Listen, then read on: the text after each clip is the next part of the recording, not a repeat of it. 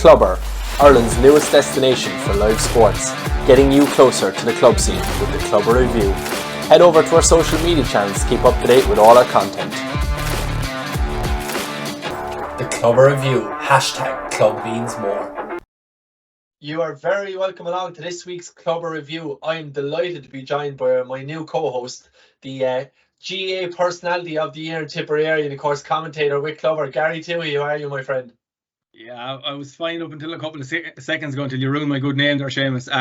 Yeah, look, Jays is absolutely fine again. Back to reality with the day job today, but another bumper weekend in Clubber. 25 games, 13 counties, nearly 50 clubs, including a club from Holland. Yeah, on duty again for the big ball this weekend, or just gone in Tipperary. But no, looking forward to covering most of the games that are on Clubber this weekend. Yeah, and as you said, over 25 games, 50 clubs included. And of course, if people want to head over to any of our social media platforms, we have on the platform X @Clubber or @ILovesMyClubBuy. Of course, Instagram @Barry.Seamus or @ClubberSports. And of course, @Gar2HE_. You can head over to Facebook and find us on Clubber, or you can head to Clubber.ie, of course, where you get all your content and fixtures for next weekend. And of course, email us on the show @ClubberTV. We did say we had 25 games to cover over 3 days. And of course, the first one seeing you out in the bitter cold Friday night in the Junior A Tipperary final. How did that one go, Gary? Yeah, I'm still trying to heat up from it. So obviously Tipperary Junior A football county final, Sean Tracy's and Carrick Swans Friday night. Now I was in Dr. Morris Park, so anyone who doesn't know Dr. Morris Park from outside Tipperary, it's where all the Tipperary teams train. So it's like the Field of Dreams, the B version of it. But we were down the very far end of the field, Friday night lights, under the rain, the hail, the snow, nearly everything. As you can tell, the voice is nearly gone from the roaring and shouting. But in fairness, Sean Tracy's, it would be the West champions in Tip. They lost the West final in Tip. Carrick Swans lost the South final in Tip. So two beaten divisional finalists got to the county final. It wasn't a classic, as you can tell from the weather on Friday night. Sean Tracy's won 7 points to 5. Actually, the man of the match, Cottle Kennedy, the goalie.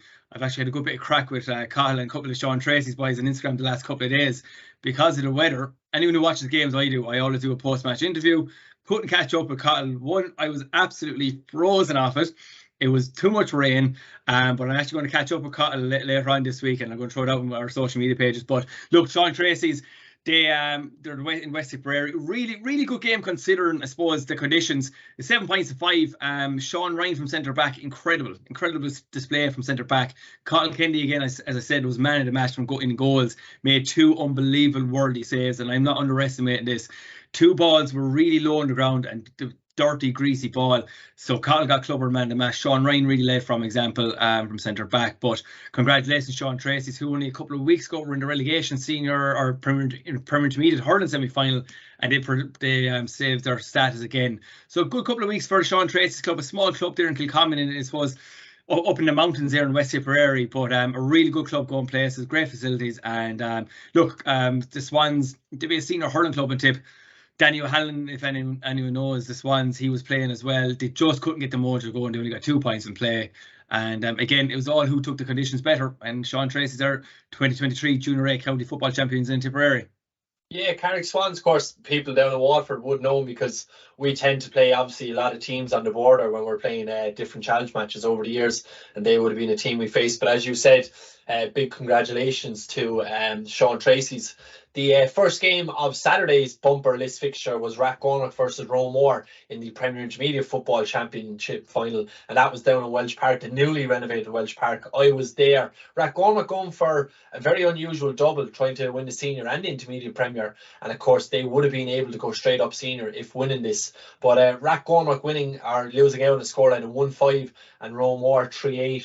The story that's probably going to grab the headlines, I was saying it to you off air, Eddie Nolan, former Republic of Ireland international, pops up with 1-4. What a storyline. He literally retired, I think it was just this season gone from the Blues, as people know, Waterford FC. And you could really see it. There's actually one player manager, I must give him a massive shout out, who is of course Emmett O'Toole. He plays with the hurlers as well, but he's really kept football going in Roe the last couple of years. A remarkable run. They won the junior, they've won the intermediate normal, and now they've won the intermediate premier in 3 years on the bounce. That's fair going. And they'll of course play Stradbally now to see if they can get into the senior grade. Stradbally coming out on top against Portlaw. Portlaw relegated unfortunately to intermediate premier, but that will be on in due course. But in this game, Emmett O'Toole came up the field from full back and a ball got played in from Dean Reedy, and it was pure soccer. Emmett O'Toole swings the boot at it, it hits the post, and Eddie Nolan actually catches it on the volley into the back of the net, and that was the opening score of the match. So you could really see like the soccer coming to the fore there in that one. But from the start, Roe controlled this game. Like the Nolans, as I mentioned, all 4 of them that were playing that day, they're absolutely exceptional. Dean Reedy's just paced the burn out in the wing, and like, you really have to admire the work Roe have done the last number of years. You know, they've got to a senior county hurling final in Waterford, and done a lot of work underage. You know, you can really see that with their teams. Most of their adult players are involved in management underage, which is great to see. But they were so dominant. Like Rathcormac did score for, I think it was 21 minutes of the second half. Like, they could not get past Roe, and especially Gavin O'Brien, which everyone would know from the hurling. He had 14 points in that quarter final that they won against Mount Sion out in the Set2 Arena. But he was midfield with Frank McGrath, plays centre back in the hurl. 2 of them were outstanding, like fit as fiddles in the middle of the field. But it was certainly a day to remember for the Roe Sky Blues, as they're known. So yeah, they won the intermediate premier. Like I said, three in a row, Junior A, intermediate normal, and now the intermediate premier. It was a decent game, decent enough crowd. I can tell you again, it was freezing. I was in the newly renovated Welsh Park, and it was absolutely Baltic. I give a shout out to Keane on camera, because poor Keane was there with a snoot and everything. I was nice and snug, kind of hiding away. But a good win for Roe. The second game then seen us, of course, 2 p.m. Glyde Rangers, I should say, versus Dangeen, and that was, of course, the Leinster Junior Football. Yeah. Of course, Louth versus the Offaly champions. You covered this one for us, Gary. Yeah, just before I do this, again, just that little side story there told about Eddie Nolan. I think you kind of epitomize, like, what the GA and the club scene is about. Like, I know, look, you had Desi come back years ago now. Desi, like, when you compare Desi to Eddie Nolan had a really good career in England football-wise. Played 3 times for the Republic of Ireland, 35 years of age. He's enough done his career. He got, as you say, he got a call from a club rep one day to come on, give us a dig out. He scores 1-4, 1-3 in the county final. But great little side stories, and every county final and every, because what's club championship game has it all across the country. And you see there in Kildare with Johnny Dial. Johnny Dial's nearly 90 years of age at this stage, and he's still going, and he's a spring chicken. But if Johnny Dial is listening, I do apologise for that. As I said, the GA personality of the year thinks he's a bit bigger than what he is, unfortunately. And I think Johnny will take that as a compliment, because I tell you one thing, he's the freshest 90-year-old I've ever come across. And I actually listened to a show there with Off the Ball before it came on air. He's carrying on next year. So, like, small things like this, great little side stories. But yeah, look, the Leinster Junior Championship, Football Championship round 1, you Clyde Rangers there from Louth taking on Dangan there from Offaly. Look, again, we're covering so many games tonight. We're not going to go into full detail of all the match reports, but I think, and not just from a clubber point of view, but all the streaming companies around the country, this is unbelievable. Junior football, round 1 of a Leinster Championship being streamed live. You know, it's great. And I've had, my club was in the Junior C County or North final this weekend. I've had 7 or 8 texts today alone from lads in America, Australia. There's someone in Lebanon text me on Instagram this morning looking for the Junior C North final to be on Clover next weekend. But yeah, look, listen, Clyde Rangers won on the scoreline 1-8 to 9 points. And look, really to the fore for Clyde Rangers going through the kind of the game. I watched back. Kieran Sheridan inside full forward, incredible, really big, strong, athletic bloke inside. He got 1-1 from play, got 1 mark, but the mark was really good. And I think the mark is not given enough credit. Sometimes, yeah, you can win in these nice, easy marks, and sometimes you're like, Jesus, is this really a law? But the mark he got was really impressive inside. And look, Brian Duffy there in the middle of the park was brilliant. They needed to get a score late on, and he kind of charged through the centre in the last couple of minutes. He and brushed off 3 or 4 tackles, and he found the ball inside to young Brennan inside, and Brennan popped the ball over the bar. But no, look, listen, Louth or Clyde Rangers move on to round 2, or the quarter final now in Leinster. But again, for Dangan, I have to big mention to Shane Tierney. Shane Tierney again inside full forward, not picking on the backs or anything, but Shane Tierney got 4 points, 3 from play, 1 mark, and again, like conditions at the weekend were iffy enough, but like to score 3 points in play, and you get 2 lovely points as well. But no, look, commiserations to Dangan, but Clyde Rangers carry on to round 2 of the Leinster Junior Football Championship. Yeah, and I suppose keeping with that tune of the Leinster Football Championship, this time the intermediate one, and it was Ballylinan against Mullinavat. Of course, people hear Mullinavat and instantly think, is this hurling? No, it was actually football. But that's it, exactly. And look, again, I suppose you have the old saying, and back down below in Kilkenny down through the years, if you saw a big ball, it'd be burst with a knife. Like, but there's plenty of footballers in Kilkenny, they just don't want to get the opportunity to play. Now, Mullinavat, obviously the Kilkenny intermediate football champions, they went on to play Ballyline. I'm going to pronounce it wrong. I'm sorry to everyone, Ballylineen or Ballylineen in Laois. Now, it was a comfortable win for the Laois crowd, 114 to 7 points. In fairness to Mullinavat, Michael Malone and John Walsh were really good for Mullinavat. You could see they've a nice bit of football inside, and Padraig Dempsey and Adam Mansfield as well. Nice footballers, and you can tell that they're in, you know, not saying they're interested in the football, but they have a bit of ball inside them.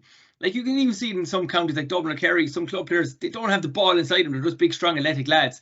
But there's 3 or 4 of these Mullinavat boys. They're really nice footballers. But Ballylineen and Gary Walsh, I think everyone remember Gary Walsh, used to play with the Laois senior footballers.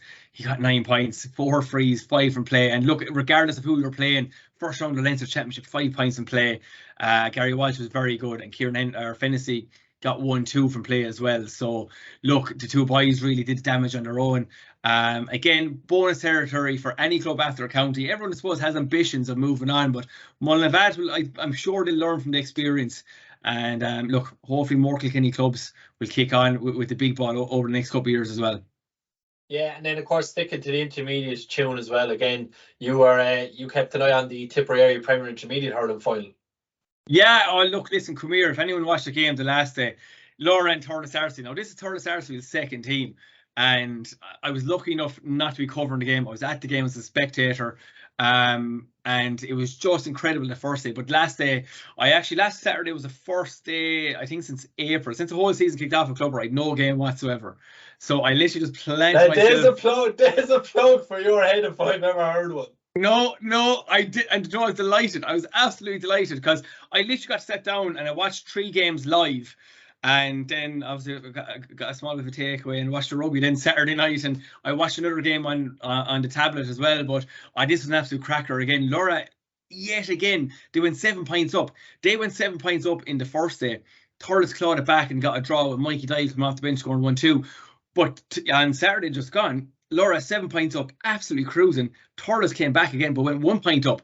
So it was squeaky bum time for Laura, but they didn't panic. Like, look, anyone who doesn't know who's in charge of Laura, Ken Hogan, an absolute club legend in Laura and in Laois, in Offaly. I think that's his 7th club title.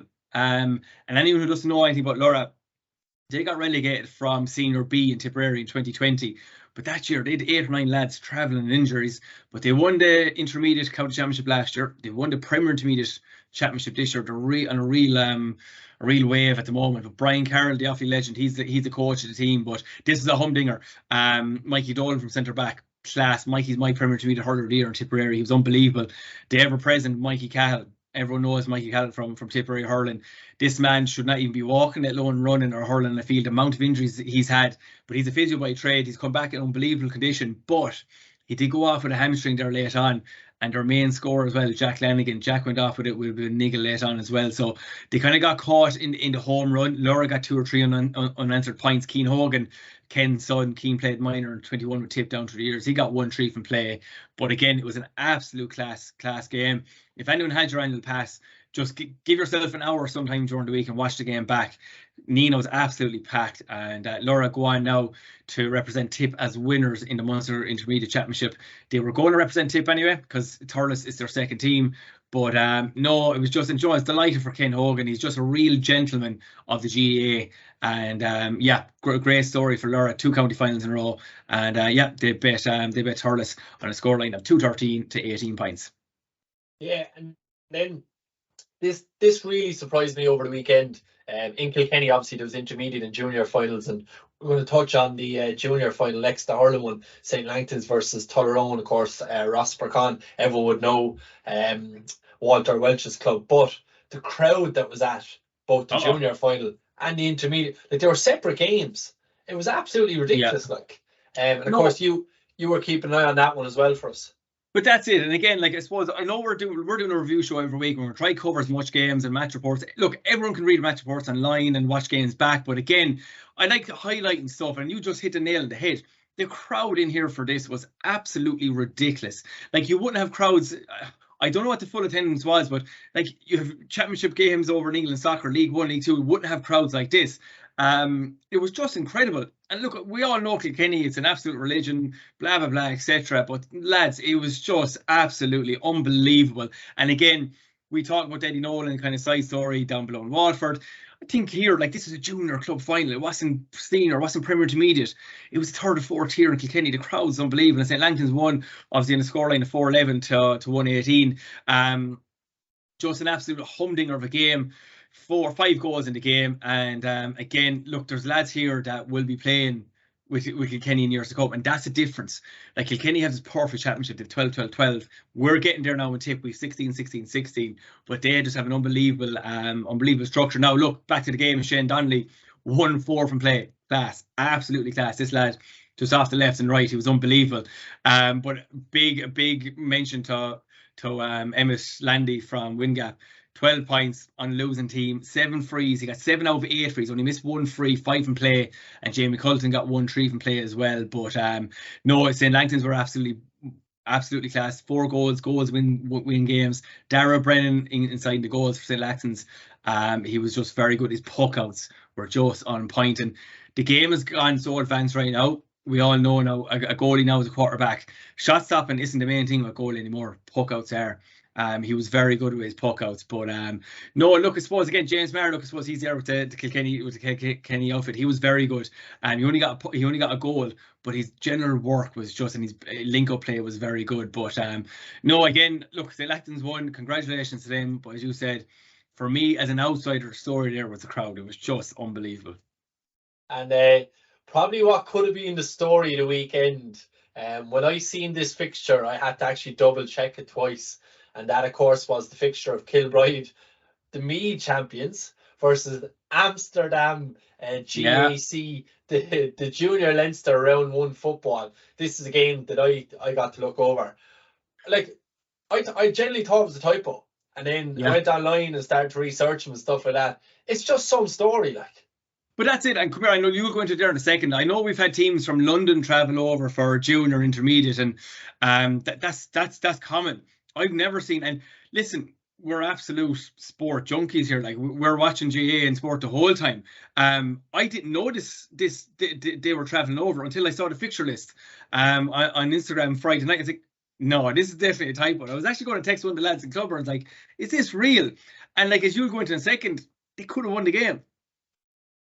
Like, watching it back, I was actually screaming at it because I wanted them so bad to get a result. And a moment of madness near the end, like a penalty of all things, and probably the sensible thing to do from Dave O'Leary. He actually put it over. It was 12-all at that stage, 7 minutes into injury time. Like, they had Amsterdam had 2 different chances in injury time to seal the game. And then, of course, Kilbride went down the other end of the field, and there was a small bit of an injury, and there was a delay. And then the penalty came, and like, you could tell, I suppose, obviously you watch it back, but you could tell that he wasn't going to go for a goal, just in his demeanour, how he's standing over the ball. Dave O'Leary, as I said, and he popped it over. But like, it was in 7 minutes. There was a small injury. I thought maybe it's a little bit harsh that there wasn't another chance given. I know we love that, the GA, one more attack, get the money's worth, you know. But like, for a club that's only been founded since 2003, guess what day it was founded? Paddy's Day, 2003. Do you know what? It's definitely 2 fellas in a pub with a beer napkin or something. Just right now, coach, you know, be some idea. That's probably what happened. Like, a couple of lads were probably over there on a work trip or something like that, and I said, you know what, fuck it, I think we'll set up a football club here or something. But I know, like you, I was cheering them on as well, because I found out Twitter scores during the game. I was like, Jesus Christ, they're actually getting really close. But again, I keep going back to them. I'm like a broken record here. So many little side stories, and this is just one weekend, and it's just on Clubber. Like, what about all the little side stories of working on Clubber the weekend? It's just incredible. And like, a really other positive thing, they actually now, their the biggest club in Europe outside of Ireland. And they're one of Uh, Europe's leading clubs. And they also have camogie and hurling now. They've registered for camogie and hurling. So it's not just football, it's a full outfit. Like, you can head over to Amsterdam GAC on Instagram, Facebook, Twitter, get on their website. I highly advise to do it. Me and you were chatting about it before, like their yeah, social media is deadly. But yeah, even their website is deadly, like all about recruitment, different. Obviously, people are working abroad. It's a great thing. I have a friend who's actually abroad, Jarwitty. I must give him a shout out. He went over from Passage, and like he was playing Aussie rules there a while ago, I think, and he actually got a finger injury. But like things like that are. I remember a couple of years ago, Jason Flood. He played for us for Passage. Oh, he was wiry out now. Played cornerback. A little side story. Milan, he was marking Milan one day, and Milan says to him, Jason would have been known for a little bit off the ball stuff, not too on malice, but he says to John Milan, John Milan turns around and says, "Please not today, Jason. Don't hit me today." And like, this is when Milan wasn't, he wasn't diminishing around. He's at the height of his powers, and everyone calls him Floody, Jason Flood. But he ended up marking or playing with Brian O'Sullivan, and the two would have marked each other and played against each other in the 2013 Waterford County Hurling final, Ballygunner versus Passage. And then they were playing, and then I think there was another chap, Killian Fitzgerald and Brendan Fitzgerald. They played in numerous championships, and I know Brendan Fitzgerald played against Mark Wise. I think they played against each other, and they're both from the same club in Passage in Australia. Like, so little things like that are always unreal to hear. And look, Amsterdam, so close to potentially going a step further in Leinster, which would have just been amazing, but unfortunately a step too far. The next game then that was on Saturday, you were looking at, and that was I wasn't sure about the pronunciation of this, Holland versus Black Hill. I don't know if I'm saying that right. no, and I don't think I'll get it right either. I'm going to say Ty Holland against Black Hill. I'll wait for Kieran Ward to message me and just be like, "What was that?" Of course, commentator on Clubber. Ty Holland or Ty Holland. Yeah, look, listen, that was the Monaghan Junior Football Championship final. Look, again, a decent enough game. Black Hill won 5 to 7 points. Again, look, listen, you're going down to the second, third level, fourth level of football, but again, some really good footballers on both teams. Like I think, no, I don't know why I did like around the rest of the country. In Tip, I know like junior hurling, junior football, it's getting a hell of a lot more respect. There's some really good footballers playing the junior level all around the country. But look, it wasn't a classic. Conditions were not super. Obviously, you can tell by the score, 1-5 to 7 points. Very low scoring game, 13 scores. But Black Hill were well worth their 1 point victory. But I think I'm going to go back. I think we missed the Leinster Intermediate Football Championship round 1. It was Rathkenny against Navenna. So the meet champions up against Wexford champions. Now, look, Rathkenny won 114 to 4 points. That's fair enough, but it's kind of another little side story here. Navenna, obviously well known for their hurling exploits. They won the Wexford County final last weekend. Did 8 changes from the team that started the county final last weekend, seemingly due to a stag party. So it just goes to show. And look, again, not making a joke or laugh about it, but again, anything after the county, bonus territory. But a couple of boys went off in the stag party, so it was a comfortable enough win for the meet champions Rathkenny. The Gorey side, they tried their best, but you could tell that they had exerted themselves after winning the county final last weekend. But no, congratulations to Rathkenny. They advanced to the intermediate Leinster Football Championship round 2, and congratulations to Black Hill, the Monaghan Junior Football champions. Yeah, look, I suppose I give you a break for a few minutes. There's a couple of games that I was watching then. Obviously, Saturday, there was the Leinster Intermediate Football Championship round 1. Leinster, just before we go into that, Leinster seems to be very quick this year. I know, like, counties are finished. You said Navenna played last week. Like, there's not much of a turnaround there for teams, especially going into their province, like. No, saying that, Wexford will be completely separate, because you know the way Wexford run things, hurling first, then football. Yeah. Like in we're the same now in Waterford. Don't be saying people are on their own now. Us sunny south east siders will stick together now. Yeah, I'm sure you will as well. But you don't have 11 other counties in the province to worry about. But yeah, look, again, I suppose it is like, what are we? We're in the 23rd of October. It does seem a small bit rushed, but look, to be honest, I don't care. Once there's games on, as a neutral, as long as that my club being affected and not playing every week, I don't care. More games, I'm a happier Gary. And yeah, like I said, Roach Emmets from Loud, of course, they were the winners in Loud. They had an extremely comfortable win. Unfortunately for Ballycommon of Offaly, they didn't really show up. It was a 119 to 4 points round one victory for Roach Emmets, and they just absolutely blitzed them from the start. Like the gulp in quality was there straight away, and maybe a case that I know sometimes, like in Waterford, the senior champions might go into intermediate club championship when it comes to Munster and stuff like that. Maybe it's a case that the Offaly champions from the intermediate grade go into the junior. I don't know if that's something that's up for discussion, but there was such a gulp there in class. And then the game after that, then of course, seen Clonmore versus St. Malachy's. So you had Carlow versus the Westmeath champions, and that was in the Leinster Intermediate Football Championship round one as well. And that again, that was I suppose I don't want to harp on about it too much, but it was a tight enough game, but it lacked quality. Like Clonmore lost 1-8 to 2-9. St. Malachy's coming out on top of Westmeath. Conditions were very poor, like a lot of the games over the weekend, and really affected it. And I think maybe sometimes, as much as conditions affect hurling, sometimes it can make it for a thriller of a game if players are slipping and late challenges coming in. Whereas the football, I think sometimes it just kills the game completely. Obviously, you can't bounce the ball off the ground, it's slick and stuff like that, so it does affect it. But the Westmeath champions coming out on top in the intermediate round one championship, and then of course we actually did intermediate hurling championship round one, and that was the Laois champions who came out complete comfortable winners, and that was Colt.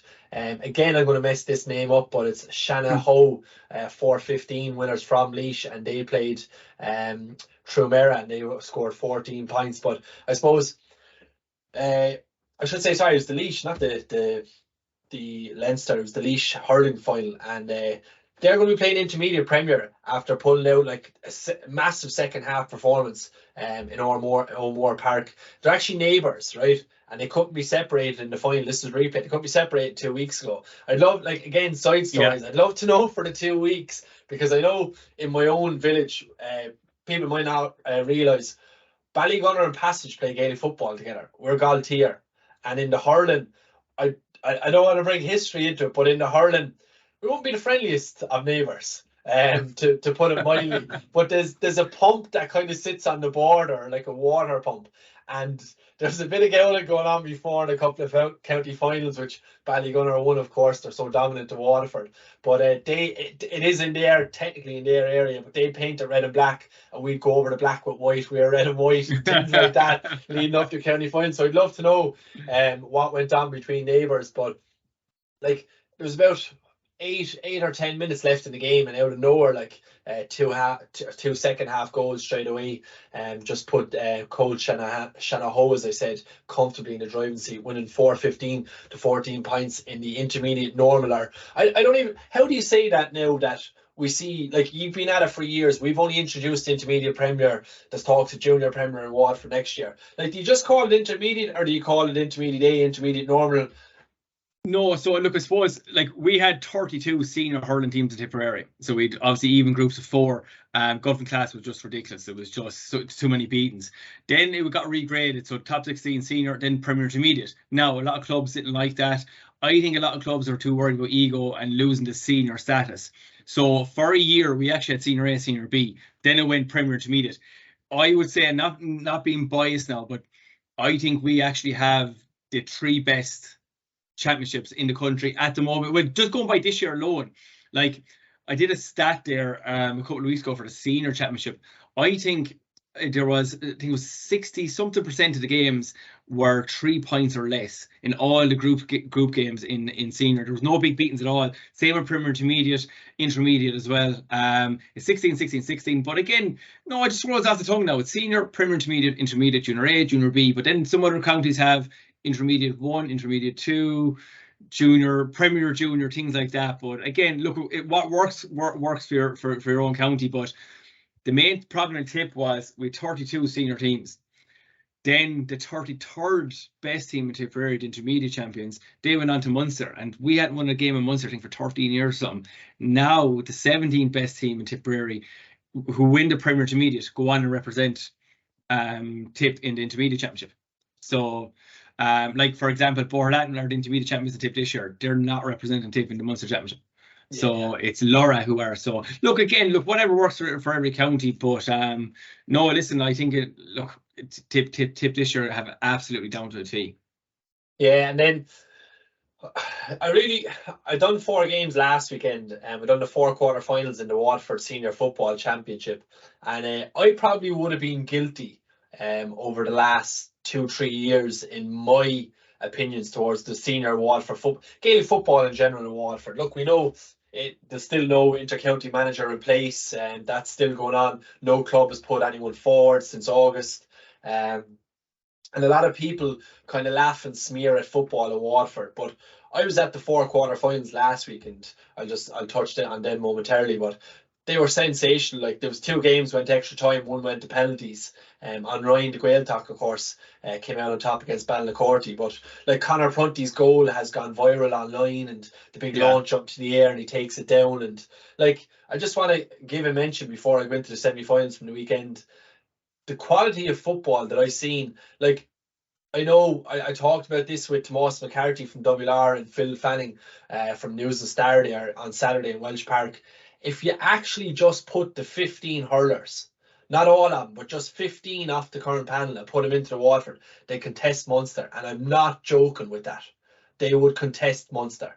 Jamie Byrne, Desi Hutchison, serious footballer. Conor Prunty, we've seen it. Austin Gleeson, playing for Mount Sion, unbelievable. Like, people have no idea the talent of Gaelic footballers that are in Waterford. But unfortunately, I heard a statement that someone made, and it's just a sad statement. It's not a reflection of the person. It's a sad statement. No young fella wants to grow up and put on a Waterford senior football jersey. No, and that's the problem. Like, but look, that's just my own little rant, because even when I was doing the games last week, someone said to me it's great to have a different voice. And like I said, I would have been one of those people cutting down Gaelic football in Waterford. But I heard someone recently saying, should it just go to intermediate or junior and scrap all that? Not a hope. No. There's such a gulp as well when it comes to senior, intermediate, junior football in Waterford.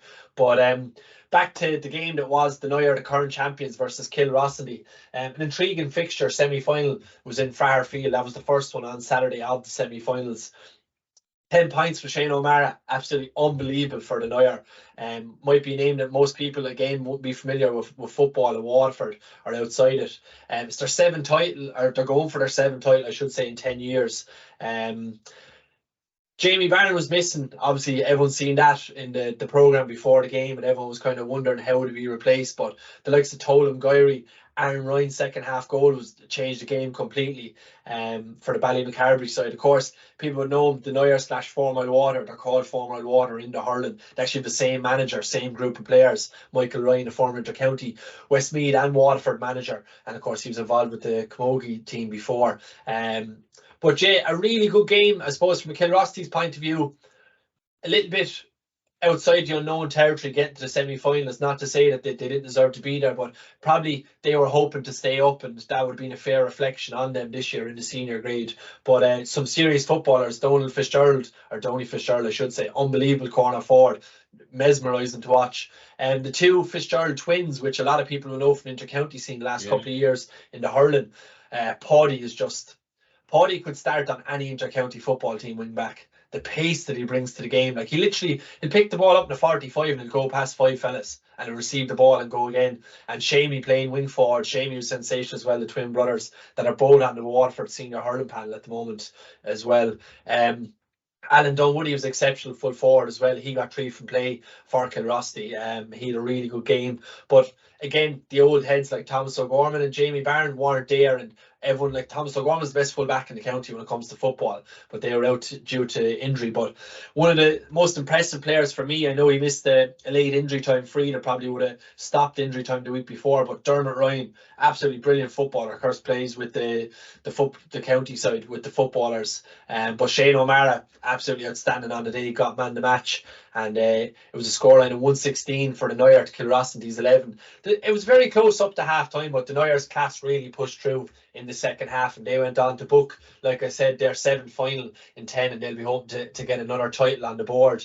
And then, of course, the last game then of the Saturday fixture seen Éire Óg of Carlow versus St. Joseph's of Laois. I actually was very impressed with St. Joseph's before you get into it. I watched them through the the whole Laois Championship, and very impressive with their first senior title in a very, very long time. And you kept an eye on that one first, of course. That was the Leinster Senior Football Championship round 1. Yeah, exactly. You know what you said, and Claire, just before going to that one, I suppose, just what you touched on, and look, I don't want to talk too much about Waterford, Tip. Obviously, that's where we're from, but you've hit the nail on the head, and the similar story in Tip, and similar story, I suppose, in other hurling counties as well around the country. That it probably is, the respect isn't there, but then again, it's probably hard to gain respect when.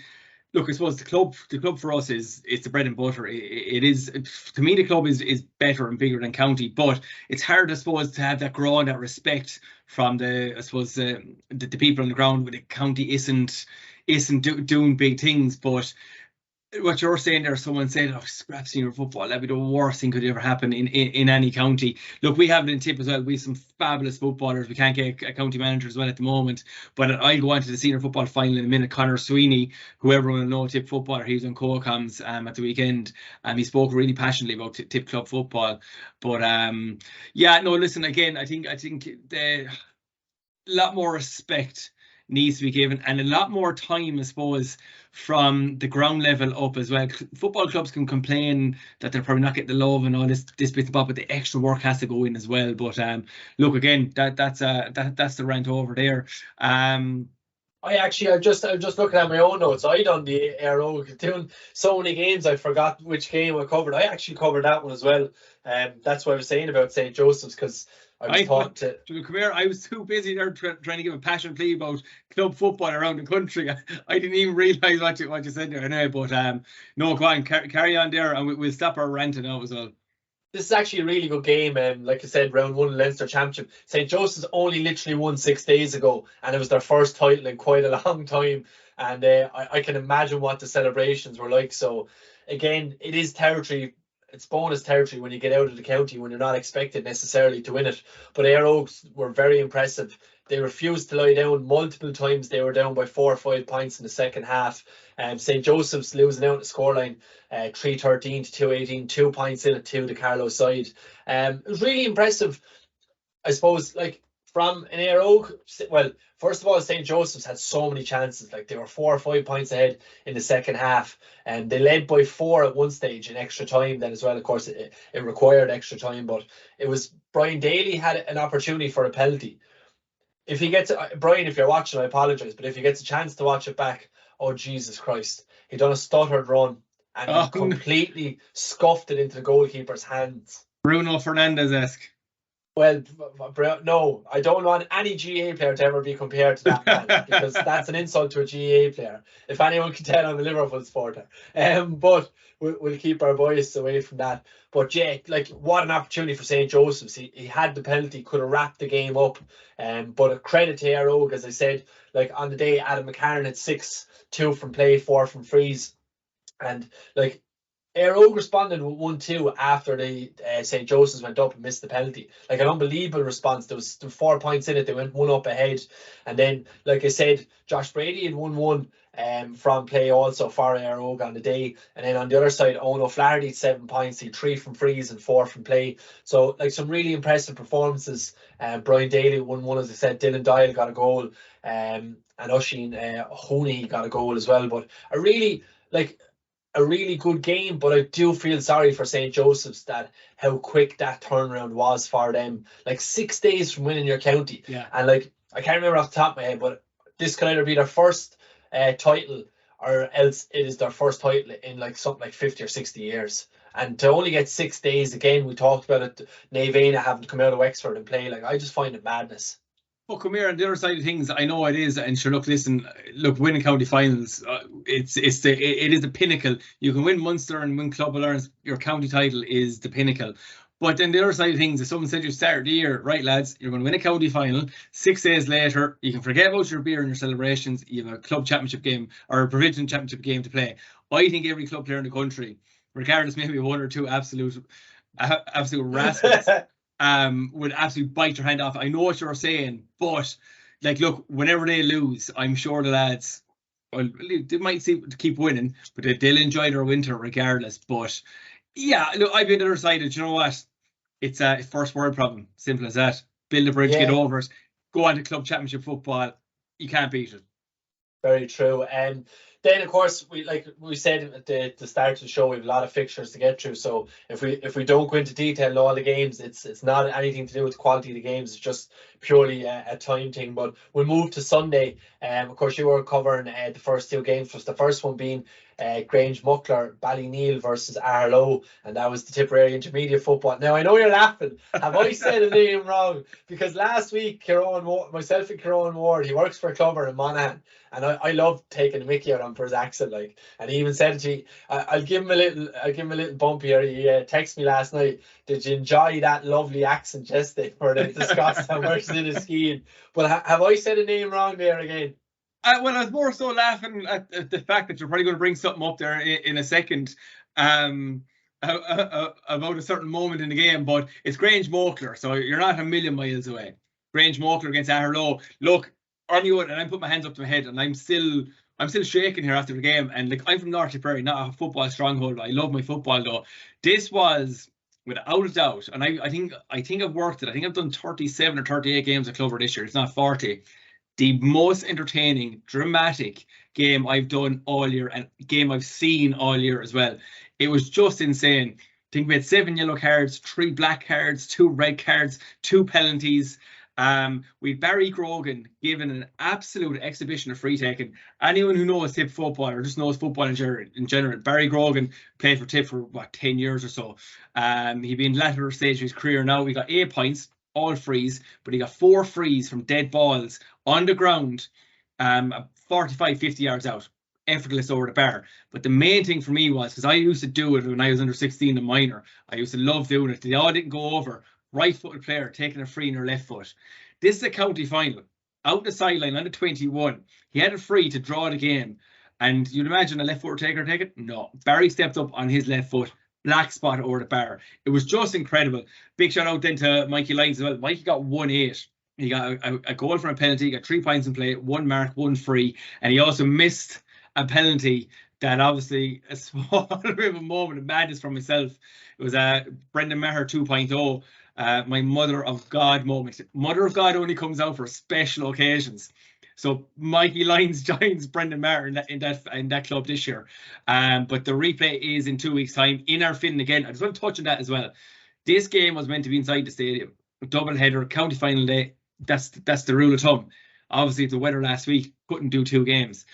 It was down in Arfin. I want to give a massive shout out to Arfin, the club down below. It's just such a picturesque setup. They have a lovely stand, lovely media box as well, big, really spacious one. The stand, I mean, the crowd was on top of you, and we had our own media box and everything, packed to the rafters. The 2 banks absolutely packed. The 2 banks behind the goals and across the way were nearly full as well. The atmosphere was just, I've never seen anything like it this year. If that game was inside the stadium, I probably wouldn't even still be talking about this game right now.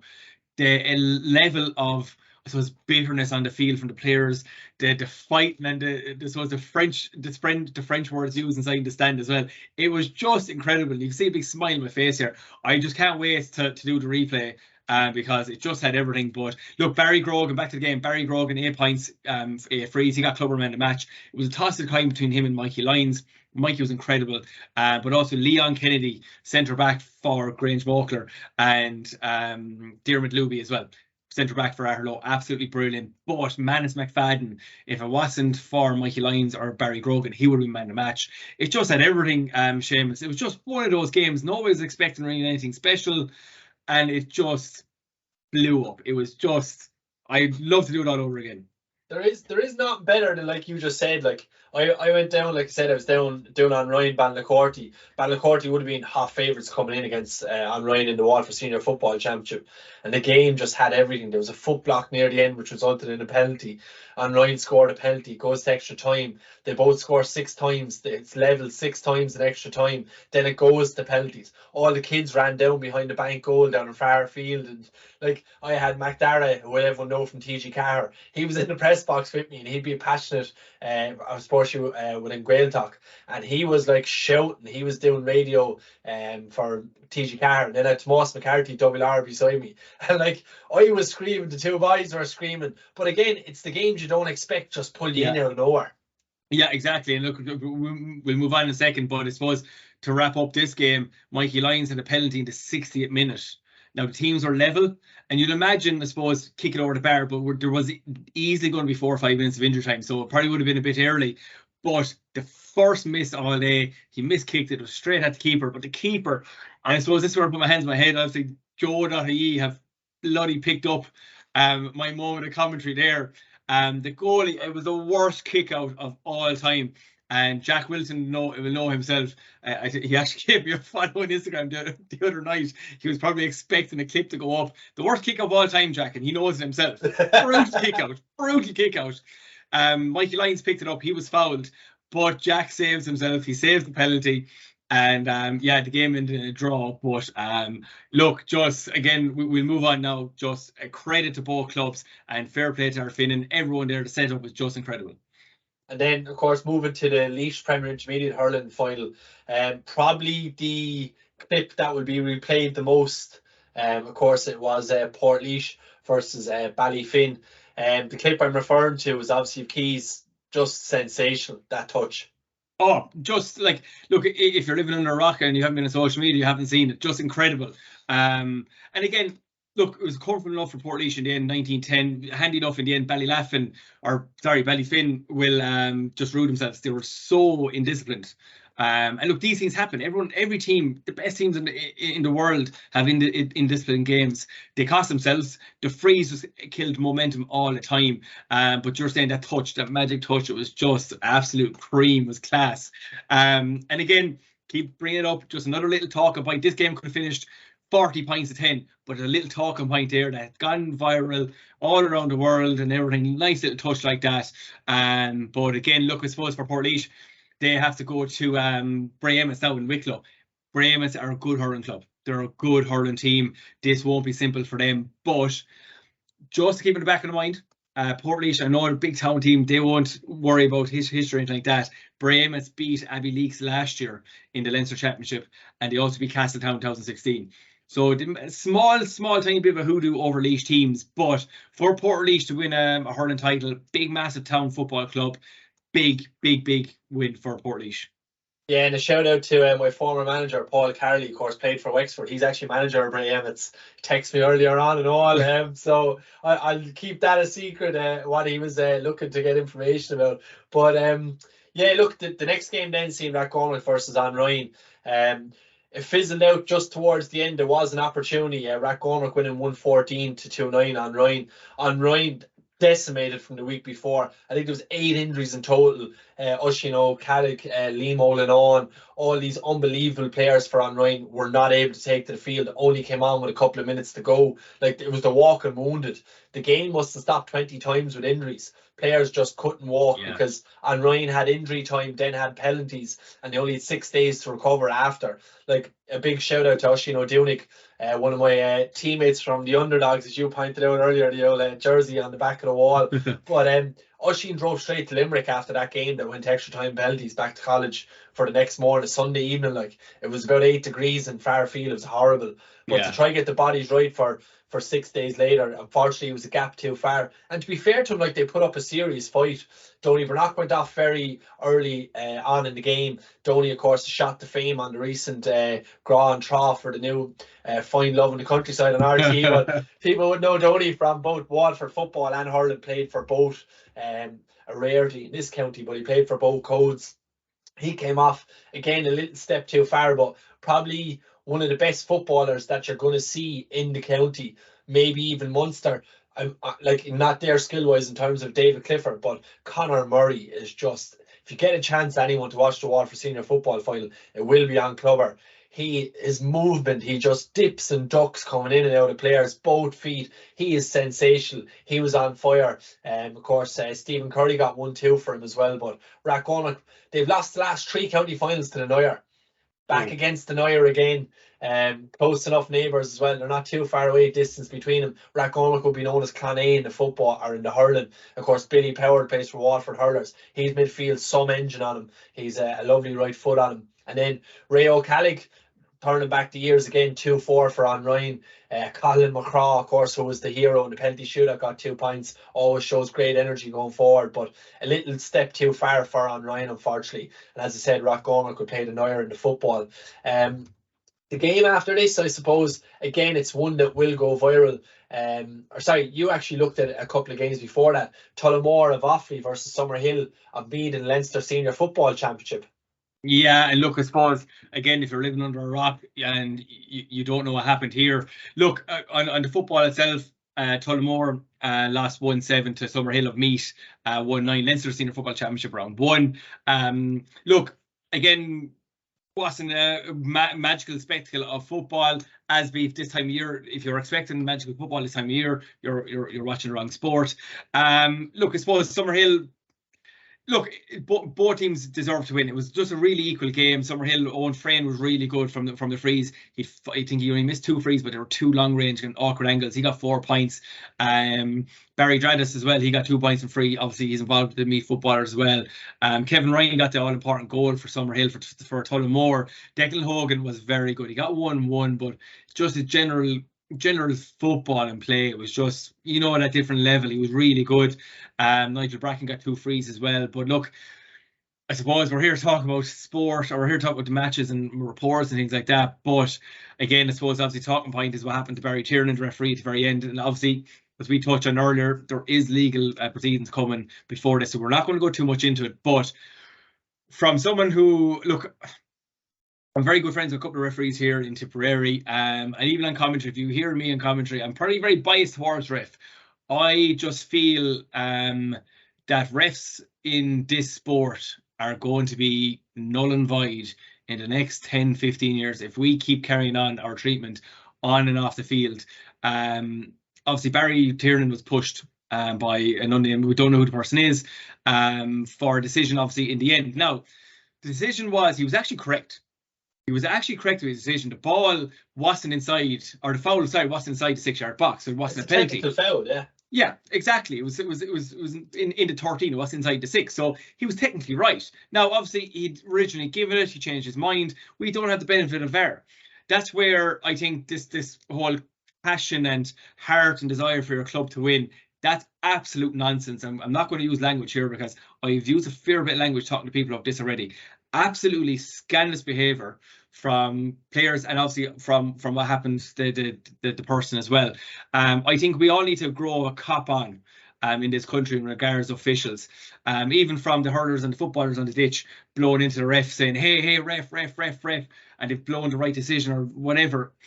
We are getting to a critical point here in this country with referees that games will be called off. They will go on strike. We won't have any young ones or young lads or young ones coming up, young girls or young boys coming up, taking on the referee mantle. This is a watershed moment, I think. We've had it in county games in the last couple of years, etc. This is a watershed moment. I'm very concerned for refereeing in this country.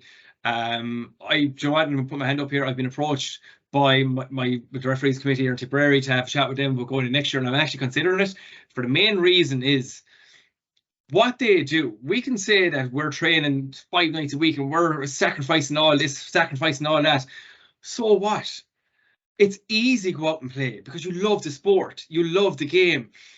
It's not easy to go referee. It's not easy. It's the hardest job in any sport in the world. So look, again, I'm harping on here, but I'm very close not to using expletives here because I was boiling when I saw it happen, and some reaction from people on social media. It was passion. It was a heated moment. Absolute bullshit. This has to stop. It has to just be cut out. And look, obviously, we'll let the legal proceedings take place. But look, that's my rant over. Just start respecting referees, players on and off the field. Yeah, look, I agree everything you said. Probably people will know me from the Waterford scene. My brother isn't in the county ref, and of course he done the senior hurling club final in Waterford this year, and I umpire for him everywhere he goes. I remember doing his first junior game to every game he's done so far, and that, whether it be under 20 in the Munster Championship inter-county or whether it's the league in the hurling championship. But a couple of times there was I won't name names or anything like that or games, but we were attacked coming off a field this year, and like, I stood in because I didn't want my brother to have to deal with it. And obviously he's my brother, so I'm going to get me back up. But I stood in and I just, like, an incident had happened ages ago in the game, but the person still came after my brother. He wasn't even a player, like, he came after my brother, and I remember my brother saying in the car after, like, I don't need this. And this is the other, like, whatever, if you feel a referee has done a wrong decision, and for the fact actually for the referee to change his mind, I love that, because he shows he made a mistake, but he got it right in the end, and that's the important thing. We want consistency.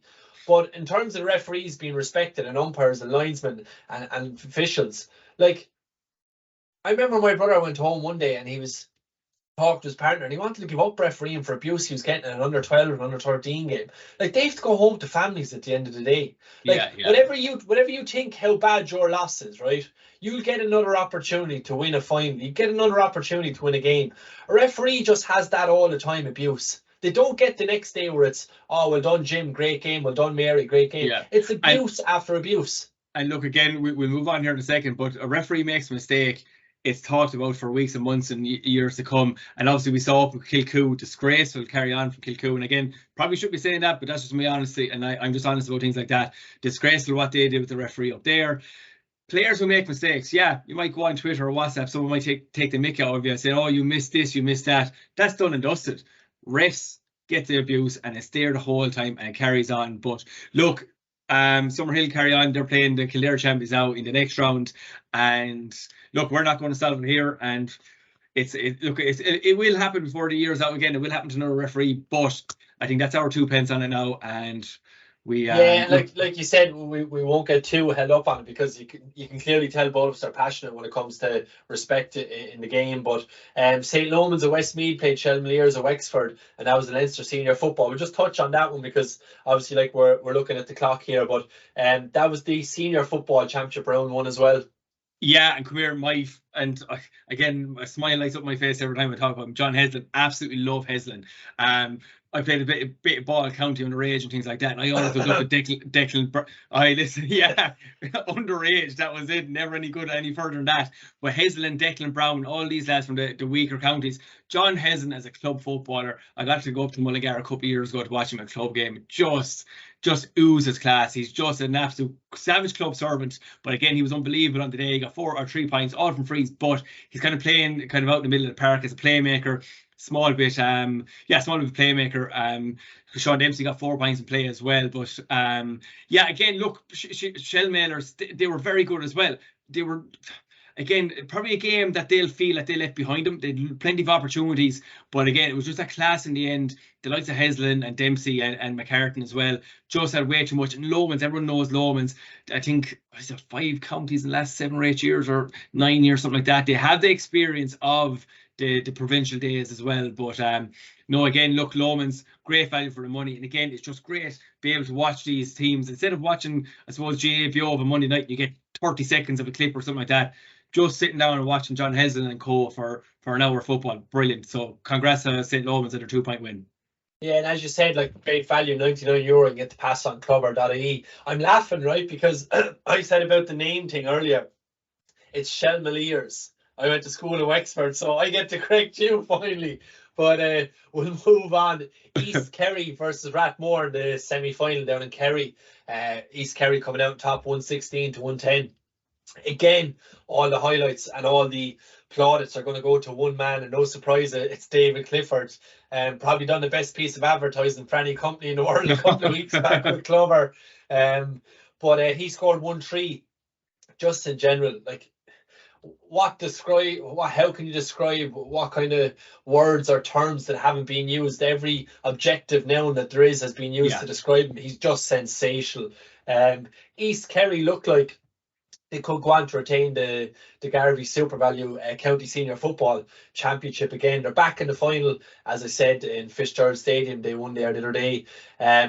Shane Ryan opened the scoring for Rathmore. They looked dangerous from the start, but like, East Kerry were comfortable throughout, and that kind of petered out. It was about 17 minutes before Rathmore got a score even in the second half, so it really tapered out in the second half. And of course, East Kerry won by 6. Brendan O'Keefe getting a late score or consolation goal for Rathmore, which kind of really put a gloss on the score. There was 9 in it, but of course that was the semi-final in Kerry.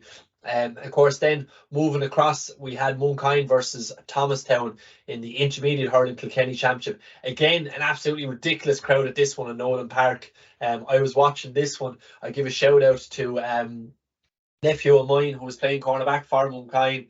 Of course, young Carl, he was playing. Not a great day for the full backline for Moonkind, it must be said. A 129 to 17 points win for Thomastown. The likes of John Joe to the fore. A really impressive win. Thomastown, of course, lost the last 3 finals that they were in. So, it was a 4th bite at the cherry for them to get up to the senior grade. This was no contest. As much as Moonkind, a lot of people would say it's in Waterford, it's not, it's in Kilkenny. I know a few of the lads up there. Unfortunately for them, this was over from the get-go. 8 points to 1 after 7 minutes. You could just see the gulp in class from the start. Moonkind, a very young team, though. They will come again. They'll build again, I've no doubt. Of course, Tullaroan and Lisdowney Danesfort, Tullaroan, Lisdowney all bet Thomastown the final before. They're all, of course, up in intermediate senior grade. They've been floating around. So Thomastown be delighted to get back, first time since 1983 in the top grade. And of course, as I said, the likes of Stephen Donnelly, John Joe, these type of players, they're brilliant. Of course, John Donnelly, centre forward, was exceptional. Some of the scores he got were absolutely brilliant, but way too much class. There is one incident I just want to talk about, because again, it is going around on social media. Pa Welch for Moonkind, don't like singling out players, but he struck a player straight in the head. It was kind of a reaction, and the referee unfortunately didn't give a red. He gave a yellow, went in, consulted with his umpire. Terrible decision. Not saying it's referee's fault, it could be the umpire to call it, but obviously slow motion does nothing for Pa Welch, but no. He's held by Eddie Donnelly and he tries to get away from Donnelly the first time. And in fairness to Pa Welch, he's looking this way and Donnelly's on his back. So it's not as if he just turned and looked at him and pulled, but he had a swipe to try to get him away, but his arms were already extended straight into the head. It's so dangerous, and it should have been a red card, probably the only blemish of the day. But an easy, very comfortable victory for Thomastown. The other game then, I suppose, the last one of the weekend for yourself, one you're going to know a lot about, the senior football final in Tipperary, Clonmel Commercials versus JK Brackens. Yeah, we're saving the best of the last Tip Senior Football County Final. Look, again, you see the scoreline 6-7 to 2-6. Clonmel Commercials, easy enough victors over Brackens. Look, everyone knows this commercial team. It's well documented. Oisin McConville is in as, I suppose, an advisor and a coach this year. They have big aspirations outside the county, and I've been saying this since round 1 in the group stages. I've seen them live, I think, 4 or 5 times this year. They didn't have to get out of second gear. Like, it was 3-4 to 1-4 at half time. It could have been 4-4. Coleman Kennedy hit the crossbar, which was a class shot. But again, another moment has probably been seen on social media. Peter McGarry's goal. It was literally Owen Mulligan-esque goal against Dublin. That they against Dublin, wasn't it? Yeah, the 2 dummies in Croke Park. Yeah, the 2 dummies. This was class. And Peter McGarry. Look, he's a tip minor hurler, under 20 hurler. He's just as good as a footballer. It was just scandalous, absolutely scandalous goal. Like, the pitch was heavy as well. Two bounce on the ground, 2 dummy passes. It was class. Look, I suppose Commercials. Look, Sean O'Connor, tip senior footballer. He got 2-3 class, 2-1 from play. And Mikey Quillenvin. Everyone knows who Mikey Quillenvin is. Mikey got 1-2. Mikey's playing as a third man, kind of midfielder, playmaker kind of role, quarterback this year. Got 1-2 from play. He's just, I've run out of words to describe Mikey. Like, you look at Mikey running around and you don't think he's putting an effort in, but he's gliding at a really quick pace. He's just a step ahead of the move the whole time. He doesn't need to be going 100 miles an hour the whole time. He's just thinking of the next play the whole time. Like, you have Aldo Mataza there. Aldo Mataza can't make this team. Aldo Mataza is a serious footballer. He's an ex-county minor, under 21 as well. Micheál O'Reilly's tip goalie. Seamus Kennedy captain. Everyone knows Seamus Kennedy tip hurler. Seamus is centre back, just a serious footballer as well. And again, it's that's the issue we have in tip. I'm going to name there. Mike Quinvin is a serious hurler. He just concentrates on football. Peter McGarry, unbelievable hurler. Ross Peters, like these lads, Seamus Kennedy, they just hurl. They don't play football, I suppose, county-wise. So that's where we're stuck in tip as well. Like you said about Waterford, and probably a lot of hurling counties. If we had the hurlers to play football and they were allowed to play football, we'd be a serious outfit. Not top 8 or anything like that, but competing there at the business end of the season. But Look, Brackens, this is their second defeat in the last 4 years in the senior football final. Just a small little thing about Brackens. They did amazing the last couple of weeks. They played Upperchurch Strongban in the senior football semi-final, beaten by a point. The week after the senior football semi-final, they had to play Upperchurch again in the senior hurling relegation final, and they beaten by a point again. So they're been on the go 3 weeks in a row. You can really tell in the end the legs got to him. But again, Lyndon Fairbrother, Conor Cadell, these are all names of people who know. But Paddy Cadell is probably arguably the best footballer in Tipperary at the moment. Just an incredible athlete. Obviously did his cruciate last year against Cork. I think it was in the first round of the league, or yeah, I think it was that.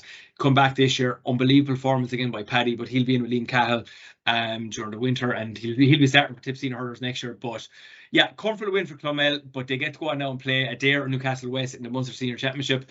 They lost to Newcastle West last year, a game they completely fluffed and left behind them. I'm going to call it here a small dark horse. I think Clonmel can go on and win a Munster Club Championship this year. I don't remember the last time a Tip team has done it. I was trying to look for stats of it earlier on, but I'm calling Clonmel to win a Munster Senior Club Championship this year. We'll see if that comes to Fro. Championship I followed all year round, and I actually really enjoyed it. Kieran Ward kind of put me on it, as I mentioned him earlier on, the show commentator with Clubber in Monaghan, and it was Inniskeen versus Scottstown in the Monaghan Senior Football Championship. I told you, you said to me, how do you watch games? I actually watched this making lasagna yesterday. I was food prepping. I literally, the laptop on the counter, game on. I could not listen to that lovely accent from Kieran Ward, as I said. But Scottstown coming out in top, 17 points to 14. A lot of people tipped Inniskeen, even at half time they were down by 3 points, and people that were on the sideline with Kieran doing half time commentary said Inniskeen would come back. I text Kieran during the week, said Scottstown hands down are going to win it. Don't know what by, but they'll win it. And he was like, that's confident words. I'm going to sneak it for Inniskeen. And I just felt with the 11 members of the Monaghan football, the current senior setup, like when you go through the team itself, Jack McCarron transferred in, first senior football final, man the match. Oh my God, to watch him for 60 minutes was a pleasure. He made 2 marks. Now he made 1 mark. And literally, like, before the ball even came in, he was getting thumped in the back, and he took this with 2 men on him. It was an unbelievable mark, slots it over the bar. There was another one he swung his leg at for a shot in the first half. He put it over the bar. He literally didn't have room, I say, to scratch his shoulder, let alone get a left boot to this thing. There was 6 or 7 players around him. He was sensational. And of course, that's their 8th title in 11 years. Dominance, a lot of dominance in Monaghan football, but you can see why, like the 11 players off the current senior panel, and they just pushed on. They had control. There was a couple of goal chances throughout the game. Conor McCarthy, Jack McCarron were unbelievable, as I said. McCarron finishing it with 1-4 in the game. Rory Beggan, my favourite keeper of all time, I think. Like, literally saunters up for a 45, right? And Kieran said it in commentary. He was like, and he just walks up and he lazily just kicks this one over the bar. Like, just before you said lazy, I was actually going to say, if I got a chance to get a word in there for a second, he just looks like he doesn't care when he's coming up taking frees and when he's sauntering up the field. And again, that lazy thing, he's such a class act to watch. And again, like, you're there, Jack McCarron and Rory Beggan, like you're getting to watch these lads live. I know if you don't get to go to the game, if not in TG Carey, you never get to see him really. But like, now I'm going to make sure I get a bit, maybe a half an hour during the week. I'm going to watch this back myself, because just Rory Begg and Jack McCarron alone, that sells it itself. But Scottstown, that's serious dominance, and 11 county players on a team, like, that's class. Yeah, it's unbelievable. Like, and then of course the last but not least game of the weekend that was on Clubber was of course the Loud football final, and that seen RD St Mary's versus Nave Martine. I said to you off air before we came on, probably the jersey of the year. Tried to find it online already. I can't. Nave Martine's. Actually, sorry, just before we go on to the game, there's an idea there in my head. Obviously, I said you Killarang have the best club jersey. I think we might do something maybe later on with provincial championships are over. We might do a poll of clubs, and we might throw out a prize to the winning club or something like that. Because I have if clubs want to get to send in their suggestions, like we said earlier on, and start to show all our social media platforms, or you can email show@clubber of course, to get in contact with us. That's a great idea because everyone loves to see different club jerseys. I noticed some crackers from America and stuff like that as well. But I have to give a shout out to Nate Martin. It's just, it's player fit, it's grey, there's a blue lining on it. Oh, it's so sleek. The minute I seen it earlier, I was straight onto O'Neill's, couldn't find it. Hopefully they release it for Christmas. But unfortunately, not to be for Nate Martin yesterday, losing out the scoreline of 15 points to 111. I did cover most of the Louth Championship this year. Like I said, I actually enjoyed covering it for I wouldn't have been a massive football man, but I'm definitely converted to that the last number of weeks, especially with, like people say, the lesser counties, which Louth or not, they were in a Leinster final, like. St. Mary's, of course, avenging that 2020 loss they had to Nate Martin as well. So there was a little bit of history in this one. And of course, the county pair, Dara McCommon and Jonathan Cummins, did most of the dirty work at the back for the champions to overcome an early 7-point deficit. They're actually trailing. They were getting destroyed in the game, and they came out of nowhere. And it's kind of like that headline that we seen earlier, Ayr Oak refused to lie down. It was the exact same story in this one. St. Mary's just would not go away. And all credit to him. Like, as I said, John Cummins, 6 points on the day, 3 from frees. And Dear McCannon, he had 5 points. So St. Mary's coming to the fro at the end. Nate Martin can be disappointed. Ill discipline kind of cost him a small bit in the game. Of course, Sam Mulroy, which everyone knows from Louth football, unbelievable football. Very passionate about Louth.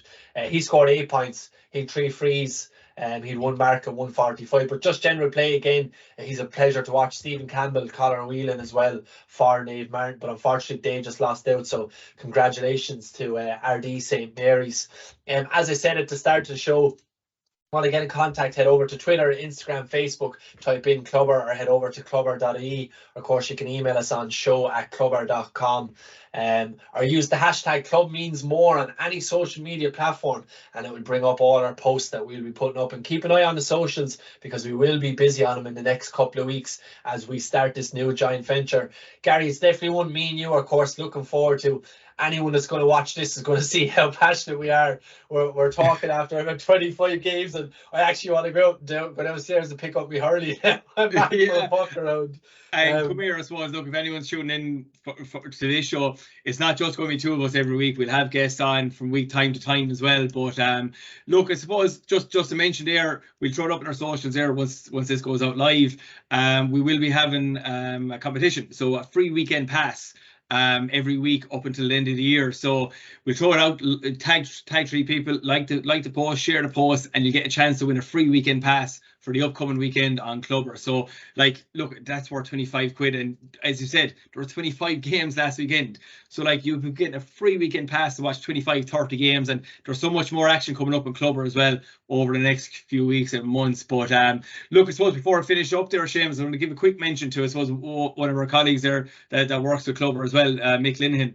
Obviously, Mick is sad passing of his mother there last week. So, look, everyone knows Mick. Mick is probably, we think we're passionate about GA. Mick is just on another level whatsoever. And you said there about David and Paddy Clifford and everything. Mick is the one who got those interviewed, and he's just an absolute gentleman. He loves the game. And look, condolences to Mick and his family on the passing of his mother. Yes, sincere condolences. I was actually in contact with Mick, of course he was doing the Kilkenny game, that unbelievable force from Ballyhale and TJ Reid, and the interview he done as well was unbelievable after that. So we do pass on our condolences to everyone back at Clubber base. I should say a massive thank you. A lot of work does go into this. Everyone thinks it's probably a massive production. It's not. It's a couple of people who are absolutely passionate about GA, and that's what Clubber is. Like, it really is. That's why we're using the hashtag Club Means More, because this has never been done before. The coverage of club games, like, you're naming players from different counties. I say Sam Mulroy, we know straight away who he is. Oh yeah. You list John Heslin, you hear players then like Jamie Barron playing with the Neuer. They're instant names, like, and then also you have people that are maybe unheard of, like he's up in the Laois intermediate final with that touch. He's gone viral now. Or the Offaly County final, I should say a couple of weeks ago, one of the youngsters getting 3 goals in it, like, just unbelievable. Josh Screeney, Adam Screeney playing in that one as well. So, like, they wouldn't get the opportunity to be put on a platform if it wasn't for the likes of Clubber and other streaming services. But like for us, obviously, we're grateful that Clubber have given us this opportunity. It's a partnership we're delighted to be in. And as you said, plenty of competitions coming up on our social media channels over the next couple of days. So keep an eye on that. Gary, it's been an emotional exhortation, as we said. You did comment. I am just going to give a little reference to the jerseys that are behind me. Of course, Waterford number 6 underdogs from last year, which I don't think I mentioned. I was on it. And then Tipperary 100-year anniversary jersey, which is absolutely gorgeous as well. But we will be doing a competition for the polls of probably the best club jersey coming up to Christmas. Yeah, just on that, look, we'll finish in a second as well. You never gave me the heads up that you had a lovely background like that. So next week, so regardless of anyone, if you don't even tune in for the analysis of the games next week, I'll have 3 rock and roll jerseys next week behind me. And this will just be an absolute shameless shout out to clubs around the country. Just maybe a small idea. If you want to send in your club jerseys to us, we'll wear them on the show as well. And look, if any clubs have any fundraisers as well, drop us an email there on show@ClubberTV.com. We'll obviously give you a plug and a mention as well. Listen, I was on a committee myself as treasurer and PRO for 7-8 years. The work that goes in to run a club and running teams at this stage of year, it's massive. So look, any clubs out there, throw us in a couple of jerseys there. We'll wear them for you. We'll give you plugs for any fundraisers whatsoever. Again, club means more. We're here for the club. We're here for the passion. And yeah, just looking forward to, I suppose, just endless hours of talking about club hurling and football in Ireland and Amsterdam. Exactly, in Amsterdam, more importantly. But yeah, as reiterate what Gary said, any clubs, even if you just want shout outs, if you've any big things coming on, get in contact with us. For this week, that's all, of course, and we'll be back the same place, same time next week. Until then, Gary, slong a fall. Good night. Thanks very much, Seamus. Talk to you soon.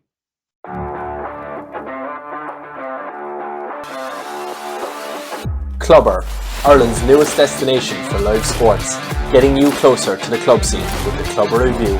Head over to our social media channels to keep up to date with all our content. The Clubber Review, #ClubMeansMore.